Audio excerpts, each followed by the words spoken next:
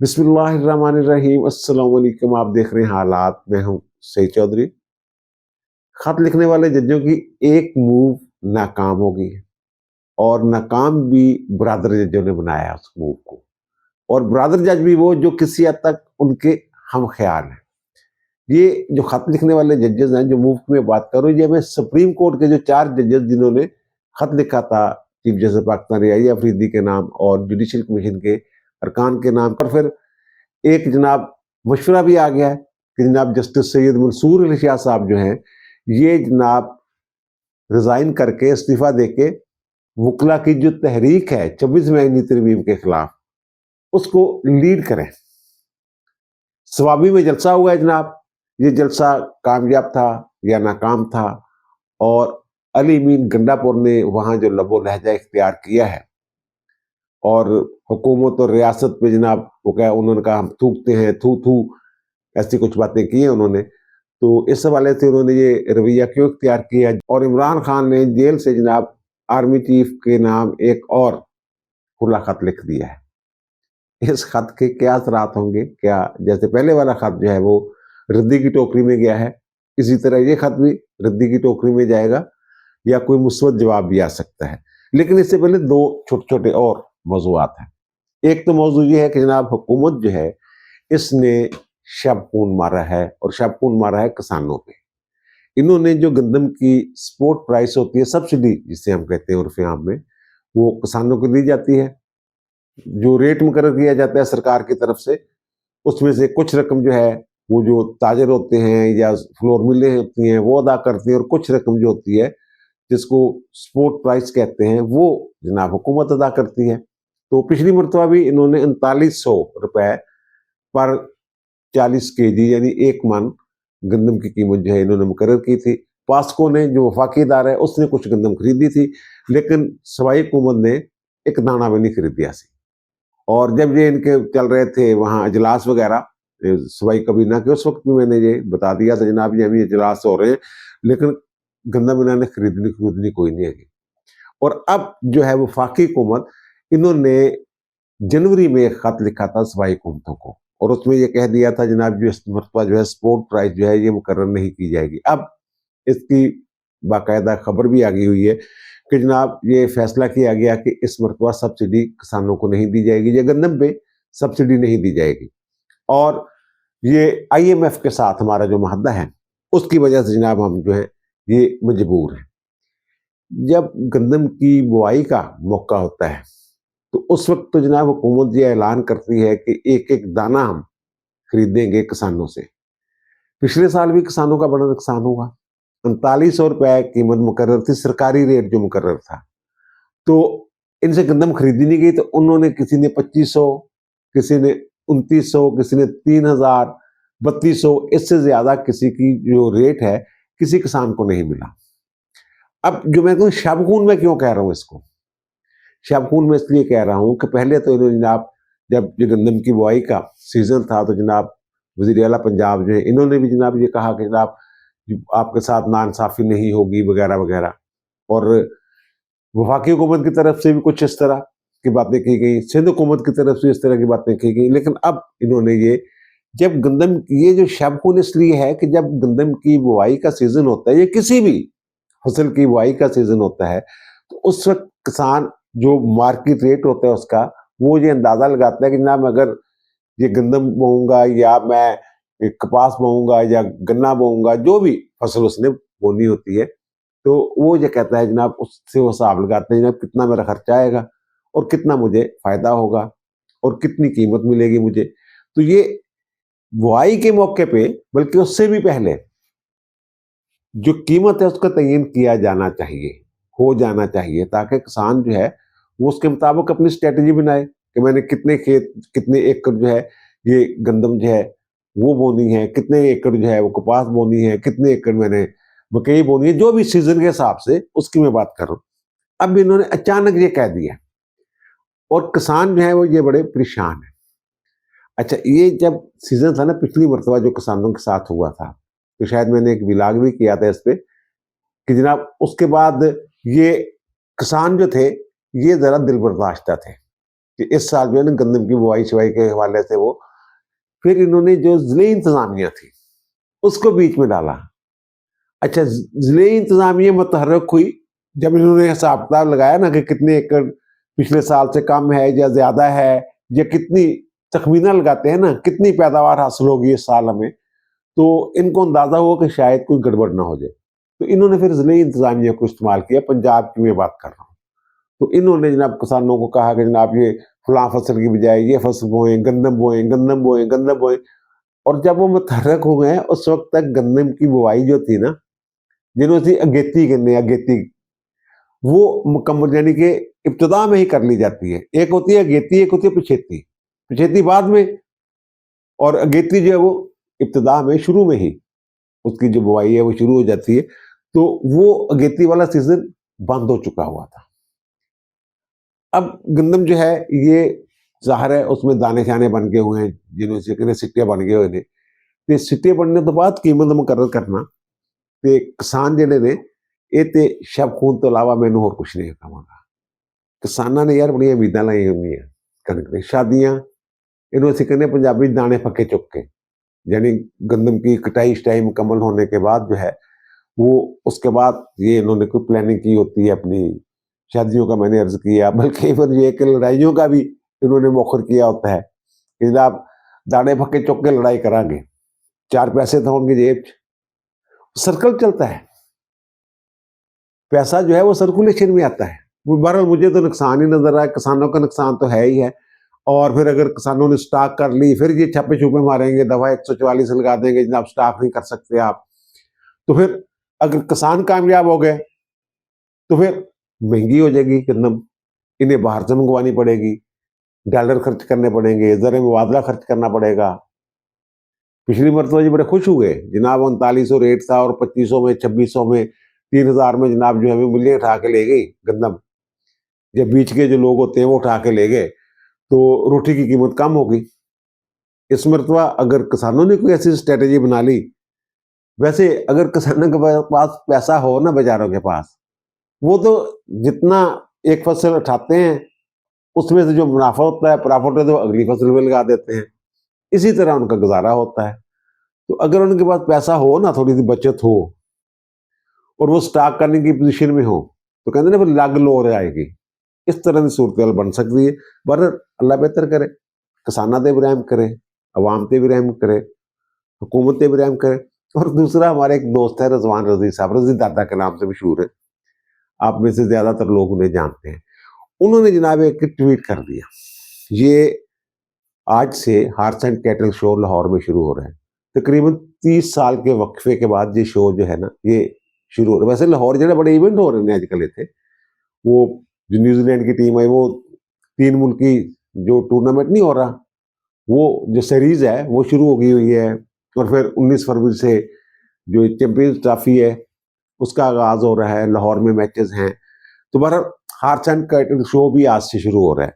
तो 30 बरस बाद ये शुरू हो रहा है। तो उन्होंने, रज़वान रज़ी साहब ने एक ट्वीट कर दिया, ये आप खुद देख लीजिए कि ट्वीट जो है उसकी हिमायत करनी चाहिए, मुखालफत करनी चाहिए। उन्होंने ये ट्वीट किया कि जनाब हॉर्स एंड कैटल शो में बुज़कशी का भी एक इवेंट जो है वो रखा गया है। वो कहते हैं जनाब ये जो बुज़कशी है ये तो हमारा खेल ही नहीं है, ना पंजाब की सकाफत है, ना पाक बलोचिस्तान की, ना खैबर पख्तूनख्वा की, और ना ही सिंध की, ना ही कश्मीर की। हत्ता के वो जो कहते हैं ये तो अफगानिस्तान का खेल है, बुज़कशी जिसको कहते हैं।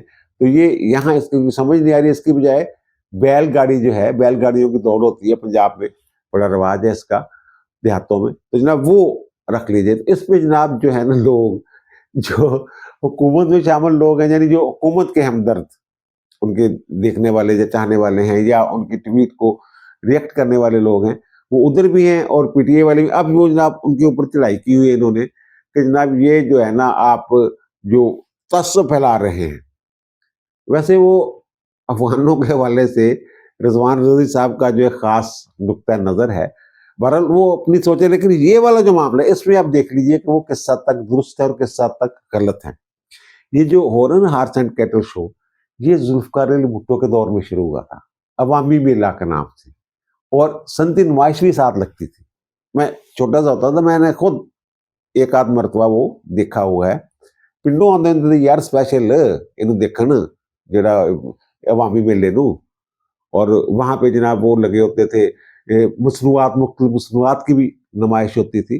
तो वो उसके बाद ना फिर वो दौर आ गया ज़िया-उल-हक का, और ज़िया-उल-हक के दौर में जनाब इसको हार्स एंड कैटल शो का नाम दे दिया गया। इसको फिर ज़रा दिलचस्प इसमें जहाँ वो दिए जाते थे, इनामात भी दिए जाते थे कि सबसे खूबसूरत बैल, सबसे ज़्यादा दूध देने वाली भैंस, सबसे खूबसूरत बैल, इस तरह की हौसला अफजाई के लिए।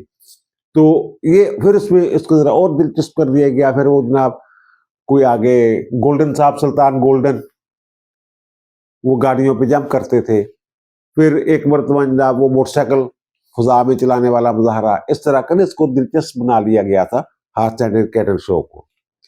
फिर ये वक्त के साथ साथ जो है हालात ऐसे हो गए मुल्क के, ये बंद होता गया और अब ये दोबारा शुरू किया गया। जब ये पहला बुज़कशी का यहाँ मुकाबला हुआ था ना, मैं वहाँ स्टेडियम में मौजूद था, फोर्ट स्टेडियम में। तो मुझे पूरी तरह याद है कि तारक अजीज साहब कमेंटेटर थे, वो मुबस्सर थे। उन्होंने ये बताया था उन दिनों ताज़ा ना, मेरा ख्याल ये अफगानिस्तान वाला मसला जो है रूसी फौजों का यहाँ से इनखला हुआ था, और हमारे बड़े जनाब करीबी मुरासम समझे जा रहे थे इनके साथ, जो अफगानिस्तान अब की हुकूमत थी, और जो ज़ाहिर है वो हमारा बड़ा हाथ था उसमें। तो पहली मरतबा यहाँ ये बुज़कशी का ये मुकाबला हुआ था। वो एक उन्होंने फिर बताया भी ये है क्या, यानी इस खेल से हम तो नाआशना थे। वो तारक अजीज साहब ने अपनी कमेंट्री में बताया, तबसरा करते हैं जनाब ये खेल है क्या, और अफगानिस्तान का खेल है। उन्होंने ये भी बताया था, वो कहते हैं जनाब बुज़ कहते हैं भेड़ को या बकरी को। वो कहते हैं बकरी ज़िबा करके जनाब उसको मैदान में फेंक दिया जाता है, और जो घुड़सवार होते हैं, जो टीमें होती हैं, तो वो जनाब वो खींचातानी होती है उनके दरमियान, एक खींच के ले जाता है जनाब, फिर दूसरा जो है घुड़सवार उसके पीछे जाता है, वो वापस खींचता है। यानी छीना झपटी जैसी एक गेम थी। तो मुझे तो उस वक्त भी ये कोई अच्छी गेम नहीं लगी, अजीब सा मुझे लगा कि जनाब ये हो क्या रहा है। लाश दी बेहरूमती वाली गल है एक तरह की, बेशक इंसान की जान है या किसी जानवर की जान है। बहरहाल ये इन्होंने शामिल किया, अब फिर इसको शामिल किया गया। वाकई इसका जो हमारी सकाफत है इसके साथ कोई ताल्लुक नहीं है। अगर ये पंजाब हुकूमत करवा रही है हार्स एंड कैटल शो, वैसे तो उसमें दीगर जो हमारे सूबे हैं उनकी जो सकाफत है वो भी दिखाई जाती है वहाँ पे। तो लेकिन अगर ये पंजाब हुकूमत करवा रही है, तो ये मैं रिजवान रज़ी की इस बात से मुत्फिक हूँ कि हमारा इस खेल के साथ क्या ताल्लुक। और वैसे भी ये कितना सोफिस्टिकेटेड केस है, वो खेल है कि जनाब जिसके बगैर गुजारा नहीं था। बहरहाल ਜਿਹੜੇ लोग रसीदादा ਨੂੰ गालां ਕੱਢ रहे ने, वो जरा इस पहलू को भी मद्देनजर रखें। अब आते हैं जनाब ये जो अली बिन गंडापुर साहब ने लोबो लहजा इख्तियार किया है वहाँ उन्होंने खैबर पख्तूनख्वा में, तो उन्होंने जनाब वहाँ स्वाबी में इनका जलसा था। अब ये जो हैं ये साहबान जो पीटीआई वाले हैं, इनके अगर आप देखें सोशल मीडिया को, तो लग रहा है जनाब पूरा पाकिस्तान वहाँ पहुंचा हुआ था, और दूसरे जो लोग हैं वो पहुंचे जनाब वहाँ बंदा ही कोई नहीं था, 4000 3000 बंदा था। बहरहाल मैंने अपने जराए से पता किया है, वो जो पीटीआई वालों से ही पता किया है, वो ये कहते हैं जनाब के कोई 8 से 12 14 15 हज़ार के करीब जो है वो लोग थे। इससे पहले जो जलसे होते रहे हैं गंडापुर साहब की सरबराही में या निगरानी में, तो वो इससे बड़े जलसे थे। तो फिर वहाँ गंडापुर साहब ने जो खिताब किया है वो भी बड़ी अजीबोगरीब बात की है जनाब। अगर गोली चलाएंगे तो फिर जनाब इस रियासत पे भी, इस हुकूमत पे भी हम थूकते हैं, थू थू थू, इस तरह की उन्होंने गुफ्तगू की है। पर गोलियां बरसाए, उन्हें शहीद करे, ऐसी रियासत पर, ऐसे हुक्मरानों पर हम थूकते हैं, थू थू। जब वो खिताब फरमा रहे तो शेर अफजल मरवत साहब जो हैं वो उनके साथ खड़े हुए थे, और शेर अफजल मरवत साहब को इमरान खान की हदायत पे पीटीआई से निकाला जा चुका हुआ है। उन्हें खिताब का मौका नहीं दिया गया वहाँ पे, लेकिन बहरहाल वो अली बिन गंडापुर के साथ खड़े हुए थे। अब उन्होंने ये लबो लहजा क्यों इख्तियार किया है, ये वो साहब थे जो पीटीआई वाले, उनके साथ जब मेरी बात हुई तो उन्होंने कहा जनाब जो जुनैद अकबर को जब से बनाया है वहाँ केपी का सदर, तो अली बिन गंडापुर साहब के लिए ये भी एक मसला है कि जनाब वो कहीं लीडर ना बन जाए, मुझसे बड़ा लीडर ना बन जाए, क्योंकि इस वक्त तो वज़ीर आला हैं और समझ रहे हैं कि जनाब मैं सबसे बड़ा लीडर हूँ। तो पहले तो वो सरकारी मशीनरी इस्तेमाल करते थे, फिर चीफ सेक्रेटरी को भी हिदायत जारी करते थे। अब आईजी भी वहाँ नए चले गए हैं। इमरान खान ने कहा जनाब आईजी ਨੂੰ वापस भेजने की तैयारी करो जनाब, अगर ये किसी बंदे ਨੂੰ फड़े पूरे साढ़े बंदे ਨੂੰ अली बिन गंडा पर उन्होंने कहा कि तुम मुलाकात क्यों की वगैरह। और चीफ सेक्रेटरी ने पहले भी उन्होंने ये हिदायत जारी की थी सरकारी मुलाजमीन को कि जनाब आप लोगों ने सियासत में हिस्सा नहीं लेना, किसी जलसे जुलूस में नहीं जाना। अब भी सवावी वाले जलसे से पहले चीफ सेक्रेटरी ने इसी तरह की हिदायत जो है वो याद दहानी होती है, स्टीरियोटाइप जो है साइक्लो स्टाइल किस्म का वो आर्डर जो है वो जारी कर दिया जाता है। तो अब भी उन्होंने यही कहा। अब ये पता चला कि जनाब खैबर पख्तूनख्वा की हुकूमत जो है उसने ये कहा है कि जनाब खत लिखा है वफाक को कि जनाब ये इनकी खिदमात जो है ना ये वापस ले ली गए खैबर पख्तूनख्वा से। अब जो लबो लहजे वाली बात है तो वो साहब ये बता रहे थे, बड़े बाखबर आदमी है, अंदर के आदमी है, खैबर पख्तूनख्वा भी आते जाते रहते हैं, अडियाला जेल में भी आते जाते रहते हैं। तो उन्होंने ये कहा कि जनाब अली अमीन गंडापुर एक तरफ तो ये नहीं चाहते कि जुनैद अकबर जो है वो कोई कामयाब जलसा करे, इसलिए उन्होंने गोंगो मिट्टी लाई है बकौल होना।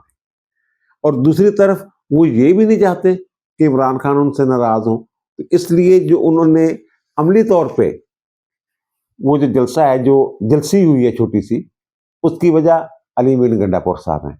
और जो उन्होंने खिताब किया है इस अंदाज में तो इमरान खान को खुश करने के लिए, यानी वो एक ही वक्त में दो कश्तियों में सवार हैं इस वक्त अली अमीन गंडापुर साहब। तो बहरहाल उन्होंने और बातें भी की हैं। उन्होंने ये भी एक बात की है कि जनाब जो फौज है ना, फौज को ही मुखातब करके उन्होंने कहा ना कि जनाब चोरों डाकुओं के साथ आप जा रहे हैं तो हमारा मुल्क, हमारा सूबा तो दहशत गर्दी का शिकार है, तो इनको छोड़ें तो आप हमारे साथ आए। फौज के साथ ऐसी बात भी कर रहे हैं और दूसरी तरफ रियासत और हुकूमत दोनों दो लफ्ज इस्तेमाल करके वो जो कह रहे हैं कि जनाब हम तो थूकते हैं इन पे। तो बस वो दो कश्तियों में सवार होने की वजह से इस तरह का वो कर रहे हैं। वो जुनैद अकबर को कामयाब होता हुआ नहीं देखना चाहते, कोई सियासी कद-काठ नहीं बढ़ाना चाहते उनके। जनाब देखें जनाब आ गया तो कितना बड़ा जलसा कर दिया। और फिर पीटीआई वालों को झूठ बोलने में जो मलका हासिल है ना वो भी कमाल है। ये अली अमीन गंडापुर साहब ने ये बयान दिया था जनाब वो मेरे तो जनाब एस्टेब्लिशमेंट के साथ मामला जो है बड़े सीधे-सूधे हो गए थे, 90% जो मामला तय पे पा गए थे। तो अब फवाद चौधरी साहब जो हैं वो भी खाले हो गए पीटीआई से, पीटीआई में दोबारा उनको शामिल नहीं किया जा रहा। तो वो ये कहते हैं कि जब मेरी इमरान खान से इस हवाले से बात हुई है तो इमरान खान ने इस बात की तरदीद की है। ये फवाद चौधरी साहब इमरान खान के खाते में डाल के तरदीद करें कि इमरान खान ने कहा कि ऐसी कोई बात ही नहीं थी। वो कहते हैं असल मकसद जो है ना, असल मसला जो है इमरान खान के बकौल वो तो इलेक्शन का मसला है कि नए इलेक्शनों की डेट शीट मिल जाए वगैरह वगैरह। बहरहाल वो उन्होंने इस तरह भी बात करनी होती है, इमरान खान डट के खड़ा कप्तान वाली गल भी तो करनी होती है ना। तो ये जनाब ये वाली सूरत हाल है। और फिर जो वकला हैं वो भी 10 हाँ बाकी 8 फरवरी को इन्होंने यौम एहतजाज का ऐलान किया हुआ था। तो पंजाब में तो कोई हलचल नजर नहीं आई। इनकी जो चीफ ऑर्गेनाइजर है नई वो आलिया हमजा साहबा, उनका सियासी कद इतना नहीं है कि उनके पीछे जो लोग हैं या वो लोगों को निकालने की सलाहियत रखती हूँ, ऐसी वो सियासतदान है ही नहीं। जो इनके सियासतदान है वो तो जेलों में पड़े हुए हैं वैसे। और जो परवेज लाई साहब हैं वो कुछ कर सकते थे, इनके जो सदर हैं वो भी खामोश हैं। और शाह महमूद कुरैशी साहब भी जेल में हैं और इनके वो क्या कहते हैं मियाँ महमूद रशीद भी जेल में हैं, एजाज चौधरी भी जेल में हैं, यासमीन राशिद भी जेल में हैं। तो ये क्या कर सकते थे? इन्होंने किया जनाब वकला पे निसार। लाहौर हाईकोर्ट बार और लाहौर हाईकोर्ट बार एसोसिएशन में जो सदूर हैं वो पीटीआई के हैं। तो वो बार में गई कि शायद वकीलों को निकला है, कोई नहीं निकला नुकला। और वकीलों ने जो है ऐलान किया हो जनाब 10 तारीख को जनाब जब वो जुडिशल कमीशन का इजलास होगा तो हम जनाब इस्लामाबाद पहुंचेंगे। कराची से भी टीमें चल पड़ी हैं और पता नहीं कहाँ से वकला जो है इस्लामाबाद की तरफ जनाब रवाना है। जैसे आलिया हमजा के साथ हुआ है इसी तरह का मामला जो वकला ने किया है, इसी तरह का मामला उन वकला के साथ होना है जो जनाब ये काल दे रहे हैं एहतजाज की 10 तारीख को योम स्याम मनाएंगे जनाब हामिद खान ग्रुप जो है। तो ये वकला जो है ना ये बड़े करू होते हैं। वो कहते हैं ये गिल्ली मिट्टी पे पैर नहीं रखते। अब ये टीवी चैनल्स पे बैठ के इनके बड़े बड़े जो लीडर हैं वकला वो जनाब जान के लिए खान के लिए जान भी कुर्बान है, सोशल मीडिया पे भी जान भी कुर्बान है, लेकिन निकलने के लिए कोई तैयार नहीं हुआ। लाहौर में बिल्कुल सुकून रहा, कोई रैली, कोई एहतजाज, मुझे टायर शायर जला के भाग जाए कोई, ऐसा भी कुछ नहीं हुआ। पंजाब में मुकम्मल खामोशी रही। एक इवेंट हुआ सबसे बड़ा, आलिया हमजा का 15 मुकला के साथ, वो भी अंदर ही, कोई हलचल नहीं थी। तो एक तो ये, और बलोचिस्तान सिंध में भी वो पहले भी नहीं कर पाते, पंजाब इनके हाथ से इस हवाले से, या फिर लोग सहमे हुए हैं, कोई एक चीज है, लोग नहीं निकले। और स्वाबी में इसको इनके आपस की जो क्लश है उसकी वजह से वो वाला जलसा जो है वो नाकाम हो गया। तो अब जो फवाद चौधरी साहब हैं वो ये कह रहे हैं, वो तजवीज़ दे रहे हैं टीवी चैनल पे बैठ के कि जनाब जो ये वकला है ना, मसला ये हो गया 26 महीने तरमीम का, और जो अदालतों में वो कहते हैं जनाब कोर्ट पैकिंग प्रोग्राम जो चल रहा है, तो वो कहते हैं उसकी वजह ये है कि जनाब वकला नहीं उठी से। और वजह उन्होंने क्या बयान की है, वो कह रहे हैं कि जनाब हामिद खान जान छोड़ेंगे तो वकला उठेंगे ना। वकला तहरीक उस वक्त उठेगी जब हामिद खान साहब जो हैं, जो प्रोफेशनल ग्रुप के सरबराह हैं, सेनेटर हैं पीटीआई के, इमरान खान के करीबी हैं, नंबर 2 होते थे किसी दौर में इमरान खान के बाद सियासी तौर पे, वो जनाब जब जान छोड़ेंगे, फिर तुरंत उन्होंने पैंतरा बदला कि वो बूढ़े भी तो बड़े हो गए हैं ना। असल में हामिद खान फवाद चौधरी को पसंद नहीं करते, उनके खिलाफ उनके बयानात भी मौजूद हैं, किताब में भी कुछ उन्होंने लिखा हुआ है उनके खिलाफ, जब इनके चचा जो है वो लाहौर हाई कोर्ट के चीफ जस्टिस हुआ करते थे। तो फिर टीवी चैनल्स में भी उन्होंने इनके हवाले से बहुत सारी बातें की हुई है जो इनके खिलाफ जाती है। तो फवाद चौधरी साहब ने शायद उसका बदला लिया, और साथ ही उन्होंने ये कहा हामिद खान साहब ने कि जनाब मंसूर अली शाह साहब को इस्तीफा देकर राइट मूवमेंट को लीड करना चाहिए, वो चलाएं। और जज जो है, मैंने पहले कहा है, इस्तीफे की बजाय हालात की बेहतरी का इंतजार करता है। जज जो है पीसीयू के तहत भी हलफ उठाने वाले जज से पूछ रहे ना, वो कहते हैं अगर हम हलफ उठा रहा था तो ये नैले दैले पकड़ के ले आते, अपनी मर्जी के फैसले करवाते, हम तो फिर भी कुछ ना कुछ मुजाहमत करते हैं।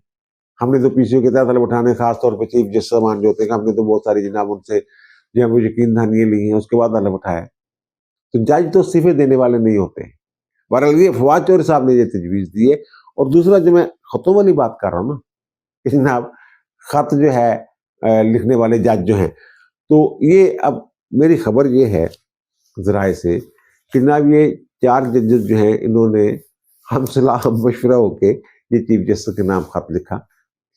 इसकी कल आईनी और कानूनी पोजीशन जो मैं तमाम मैंने आपके सामने रख दी थी। तो फिर इन्होंने 2 जज जो हैं कराची के सुप्रीम कोर्ट में, उनके साथ भी इन्होंने मशवरा किया, और लाहौर हाई कोर्ट और लाहौर से तल्लक रखने वाले या पंजाब से तल्लक रखने वाले सुप्रीम कोर्ट के एक जज के साथ भी इन्होंने जो मामला है डिस्कस किया, और उन्हें ये कहा कि जनाब आप भी हमारे साथ शामिल हो।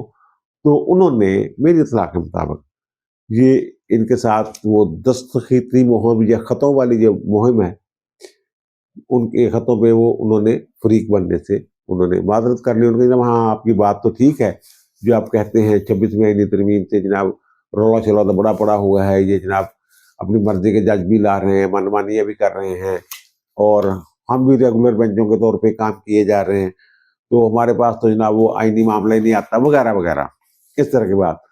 तो लेकिन ये मुनासिब नहीं उनके ख्याल में कि जनाब ये ख़त लिखे और हम उसमें दस्तखत कर दें और फ्रीक बन जाए। ये तो फ्रीक बनने वाली बात है। तो मुस्तकबिल में आगे जाके हमारे पास मुकदमात भी आ सकते हैं, और भी कुछ सूरत बन सकती है। तो ये उन्होंने वो उनका साथ देने से मेरी इत्तला के मुताबिक इनकार कर दिया। तो यानी एक जो मूव थी उनकी कि फौरी तौर पे कोई प्रेशर डाल दिया जाए जुडिशल कमीशन पे, चीफ जस्टिस पे, जनाब आप जो है वो ना करें ये अजलास वगैरह जो है। तो वो अब दूसरा जो फरीक है वो भी चुप करके तो नहीं बैठा हुआ, जो एहसन मूड वाला और आदमजीत तारड़ वाला जो ग्रुप है, वो अपने तौर पे ज़ाहिर लगे हुए हैं, वो तो हमायत कर रहे हैं, और उनकी मुशावरत शामिल रही है। ये जो हुए हैं तैनातियाँ और सॉरी ट्रांसफर्स हुई हैं इस्लामाबाद हाई कोर्ट में, तो वो पहले दिन ही जो है वो आनी शुरू हो गई थी जो इनके लोग हैं, जो Sindh high court bar association के सदर की तईद आ गई थी, बड़ा अच्छा हो गया जनाब।